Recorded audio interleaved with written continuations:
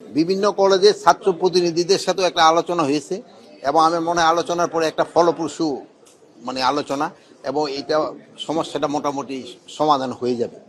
যেহেতু ছাত্ররা তো আমাদেরই ভাই, আমাদেরই ছেলে, আমাদেরই মেয়ে, আমাদেরই বোন, এখন পক্ষে আপনি খুব একটা কঠোর হওয়া সম্ভব না।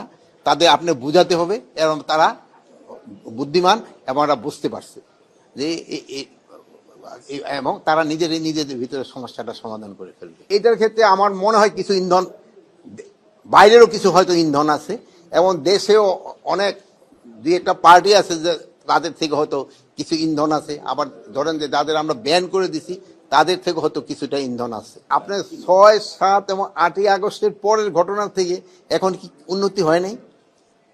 এখন হলো কি, আমার হাতে তো ওরকম কোনো কিছু নাই যে আমি বলবো হয়ে যাবে, বাট আস্তে আস্তে তো কিছুটা উন্নতি হয়েছে।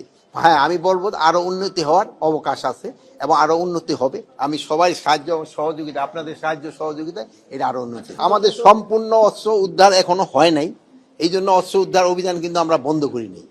যেহেতু আমাদের আমি একটা এমন অস্ত্রগুলি বাইরে থাকলে তো কিছু থ্রেট থাকবেই। কমিউনিটি পুলিশ তো ঢাকায় আমরা তো অলরেডি বলছি যে আমরা অনেক ছাত্র ভলান্টিয়ার যারা করতেছে এবং আমাদের যে পুলিশ বাহিনী থেকে যারা ট্রাফিকে কাজ করছে, রিটায়ারমেন্টে গেছে, তারা সেনাবাহিনী থেকে যারা গেছে রিটায়ারমেন্টে ট্রাফিকে কাজ করতে পারেন, অন্যান্য বাহিনীও যারা রিটায়ারমেন্টে গেছে, তাদের দিয়ে একটা আমরা কমিউনিটি পুলিশ করার চিন্তা ভাবনা হয়েছে। এটা প্রথম আমরা ইনিশিয়ালি ঢাকা, তারপরে আমরা অন্যান্য ডিভিশনাল হেডকোয়ার্টারে যদি দরকার হয় আমরা করব। এখানে ধরেন যে সিলেটের যে পরিস্থিতি, ঢাকার পরিস্থিতি দুই ধরনের। এখানে কমিশনার সাহেব বলল সন্ধ্যার দিকে একটু বেড়ে যায় ট্রাফিক জ্যামটা, এটাও কিভাবে নিরসন করা যায় ওই ব্যাপারে আমাদের চিন্তা ভাবনা। এখানে অনেক ভুয়া মামলা হয়েছে। এই ভুয়া মামলার জন্য যেন এই ভুয়া মামলায় হয়ে যেন কেউ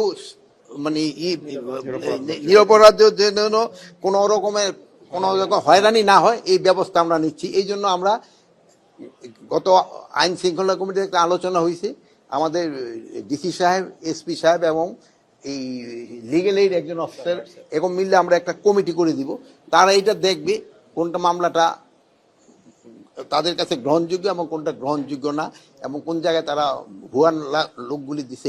এই ভুয়া মামলা দিয়ে কিন্তু আপনারাও বলবেন যে যারা এই ভুয়া মামলা দিচ্ছে তাদেরও আপনারা একটু ধরাই দেন। আমরা এইটাও বলছি যারা ভুয়া মামলা করতেছে তাদেরও কিন্তু আমরা আইনের আওতায় আনবো এবং যে ভুয়া মামলা হচ্ছে এবং এই ভুয়া মামলা দিয়ে তারা কিন্তু টাকা পয়সা রোজগার করতেছে, এটাও সত্যি।